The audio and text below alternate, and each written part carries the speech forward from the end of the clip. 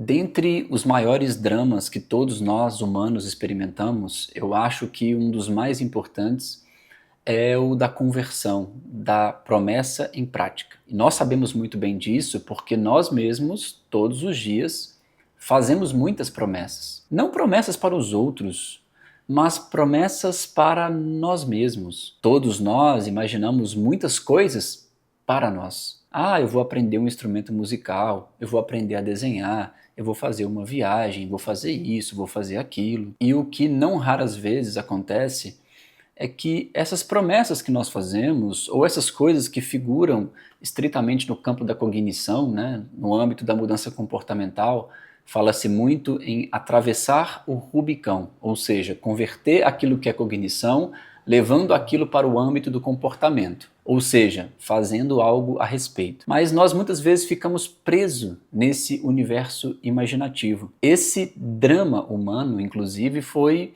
objeto de estudo de um filósofo muitíssimo interessante chamado Henri Bergson. Inclusive a tese de doutorado do Bergson foi sobre isso, e ele apresenta as contradições, as minúcias desse drama humano no seu livro Tempo e Livre Arbítrio. Mas o que temos que nos perguntar, como repetidamente fazemos aqui no canal, é: por que isso acontece? Por que é tão difícil escapar desse terreno da imaginação, levando para a prática as coisas que desejamos para nós? E eu quero dividir com vocês aqui algumas possibilidades. Uma dessas possibilidades foi colocada pelo filósofo Bradatan, que escreveu um brevíssimo ensaio para o The New York Times sobre procrastinação. Inclusive, se você tem interesse no tema da procrastinação, buscando um olhar sobre a procrastinação lúcido, científico, eu te convido a conhecer o Ímpetus. Eu vou deixar o link aqui embaixo, que é o meu curso completo sobre procrastinação, mas que, enfim, feito o jabá,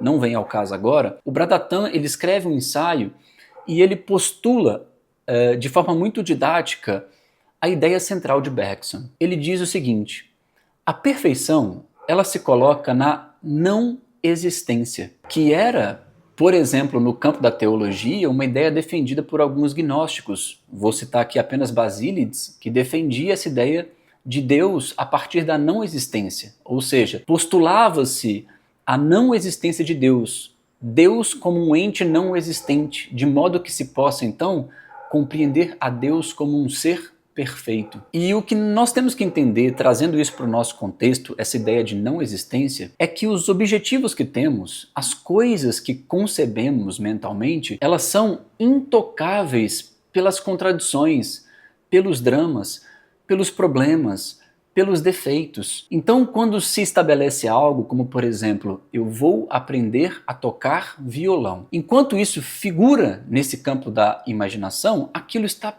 protegido.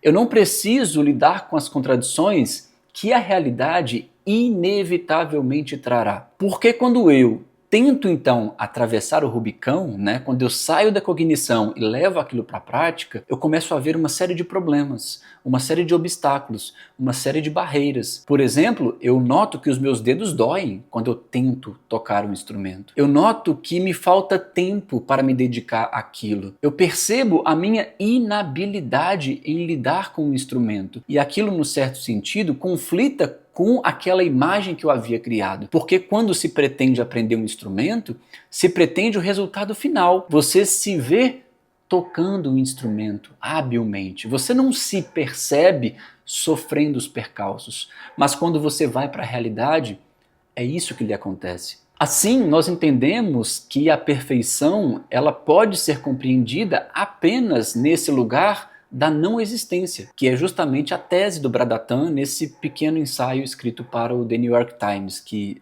agora mencionei. Então, o que nós precisamos entender? Que essa é uma contradição inevitável na vida do procrastinador, ou seja, na vida de todos nós que procrastinamos. A minha promessa no Ímpetus, não esperem isso de mim, não é que você vá vencer a procrastinação no sentido de que você vai assistir às aulas e a partir dali nunca mais procrastinará. Isso não existe. Nós, seres humanos, procrastinamos. E como procrastinadores, nós precisamos aprender a manejar isso. Quando você assiste uma apresentação como essa, compreendendo o fenômeno, você ganha discernimento sobre ele. De modo que, quando ele lhe ocorre novamente, você é capaz de agir com mais recursos, com mais possibilidades, em vez de ficar paralisado, que é a condição natural do procrastinador, que fica preso, num certo sentido, a esse cenário da imaginação, a esse cenário perfeito, que não precisa, como disse,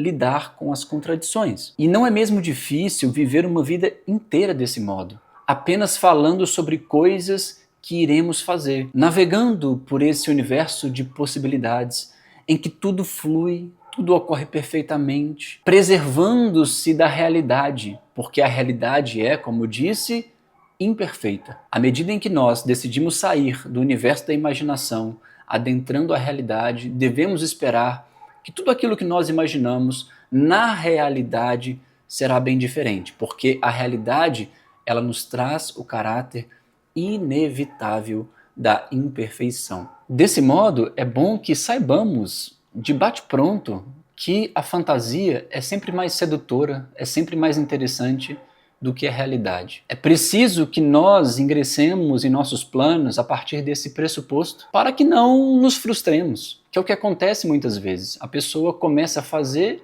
e pensa, poxa, há uma distância abissal entre aquilo que eu esperava e aquilo que está acontecendo agora quando decidi iniciar uma dada atividade. Então é bom que se saiba disso, de modo que você possa ingressar na atividade munido desse pressuposto, e então podendo ser capaz de lidar com essas coisas que lhe ocorrerão. Uma coisa que sempre digo e sempre vale repetir, todos os nossos planos que começam no esforço de imaginação falharão. E bons planos, portanto, pressupõem que as coisas vão sair do plano. Então, na própria concepção do seu plano, quando você vai organizar o seu tempo, quando você vai organizar os seus recursos, etc, etc, é bom você prever nesse plano que as coisas não serão como o próprio plano prevê, muitas vezes. Mas a minha mensagem final aqui é essa. Tenha sempre em mente que a realidade imaginada, ela distingue-se da realidade vivida. Até de um ponto de vista da neurociência é o que ocorre. Nós sabemos hoje que, de um ponto de vista da atividade neuronal,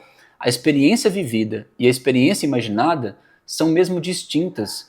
E elas se distinguem por duas formas de espaço, que são entendidas como espaço peripessoal, que são coisas que estão aqui ao alcance das minhas mãos agora. Eu consigo, por exemplo, pegar essa caixinha do microfone, eu tenho aqui um computador diante de mim, são coisas que eu consigo tocar, então isso acontece num âmbito experiencial, e existem coisas que não estão agora ao meu alcance, que são coisas de ordem extrapessoal. Então quando eu imagino uma viagem, eu imagino um lugar, eu imagino uma coisa que eu vou fazer amanhã, ou seja lá quando for, essas coisas habitam esse âmbito do extrapessoal. E aqui nós compreendemos, num certo sentido, aquilo que define-se como paradoxo do glamour. Por que o paradoxo do glamour? Porque a experiência sonhada jamais será a mesma da experiência vivida, efetivamente. Então, mesmo uma viagem de férias, em que você nada fará, só vai ficar ali sentado, tomando cerveja, conversando com os amigos, seja lá o que for, essa experiência de imaginar, de esperar pela viagem, será certamente distinta da experiência de viver a viagem efetivamente. Porque quando nós vivemos a viagem efetivamente,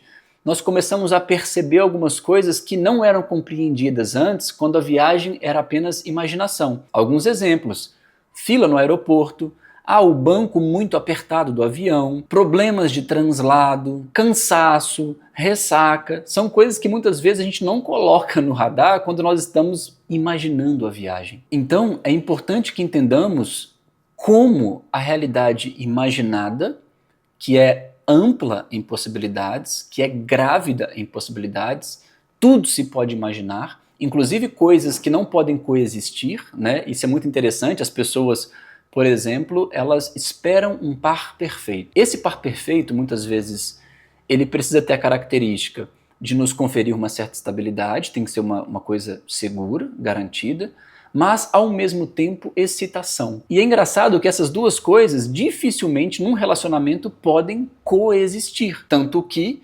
enquanto há excitação, não há tanta estabilidade. E quando há a estabilidade, a excitação vai diminuindo, que é o que acontece ao longo do tempo. E as pessoas dizem, a partir de um senso comum, que a paixão virou amor. Mas no âmbito da imaginação, essas coisas podem coexistir, não há problema algum. Mas na realidade, é como se você esperasse que a pessoa tivesse ao mesmo tempo 1,50 m e 1,80 m, o que não é possível.